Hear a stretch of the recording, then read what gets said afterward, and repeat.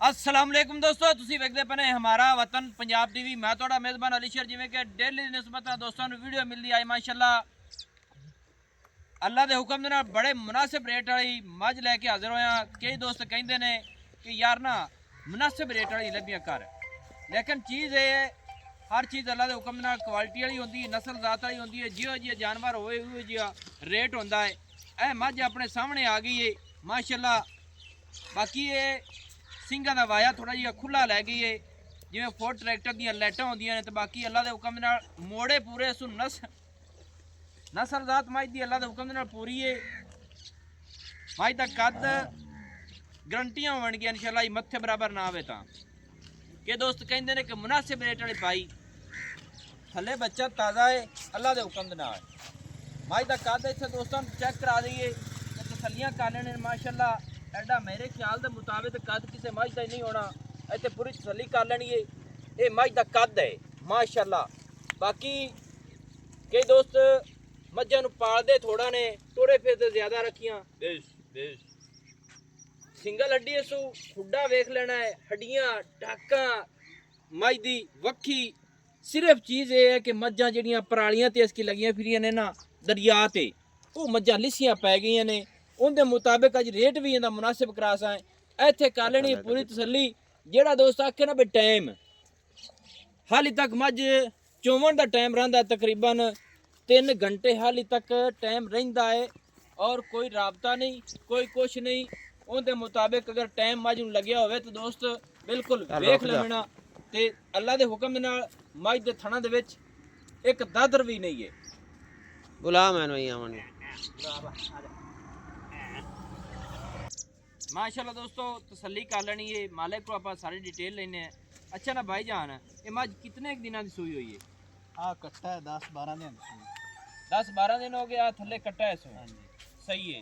ये हाजिर टाइम मझ को दूध कितना है अपनी को? 8 किलो 7-8 किलो एवें ना दोवां टाइमां दा 7-8 लीटर दोस्तों दूध है मझ को। थले मझ दे कट्टा है। कि सूआ कितना है मझ को? तीसरा है। अच्छा तीजा हुण सूई हुई है मसला। सही है। ये मझ थोड़ी माड़ी क्यों पई, की चक्कर है? दरिया की वजह तो पट्ठे को नहीं कोई। अच्छा इनदे थणा दे विच वाधा घाटा खड्ड मरोड़ी छट्टा फुआरा कुछ भी को नहीं। अच्छा सुबह मझ किस चोइए, क्योंकि गल्लां जेहड़ियां उन्होंने सारियां क्लीयर होनी चाहिए। 9 बजे मेरा दिल ब्रेक ला ले, अजान आंदी पई है।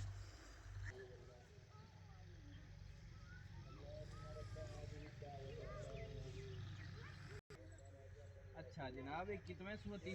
तीसरा खाना दी हर गल दी मसाले गारंटी है एवें ना।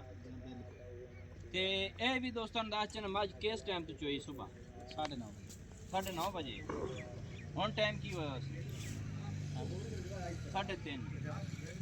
दोस्तों 9 बजे बाद मझ सुबह चोई जी है। हाली तक 3:30 का टाइम होया है। वीडियो बनती पे किसी दोस्त दिल करे मौके ते आवे तसल्ली करे, क्योंकि उनके मुताबिक आप अल्लाह के हुक्म नाल जदन भी गल की 100% उसी मैं कोई टाइम टेबल नहीं कोई कुछ नहीं ताज़ी सूई खड़ी बिल्कुल। अच्छा बिरा मझ का मुल की है? 3,75,000।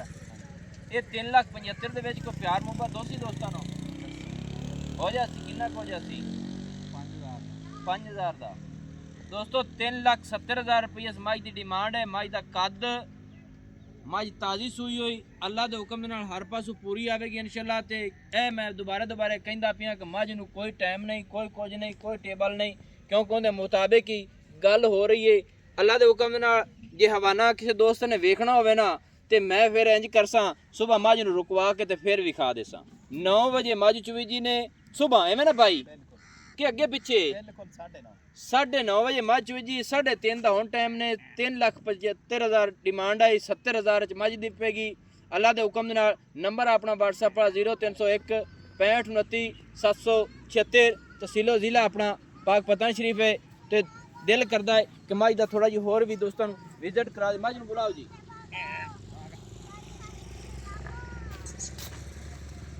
एक रंग दोस्तों स्याह काली ते कद मेरी समझ नाल अल्लाह के हुक्म नाल हाथी नुमा पूरी मझ माशाअल्लाह। एडा मझ का कद है। थण वखरा वखरा अपनी अपनी वंड ते हर चीज़ मुकम्मल है अल्लाह की मेहरबानी। ਮੈਨੂੰ ਹੁਣ ਦਿਓ ਇਜਾਜ਼ਤ।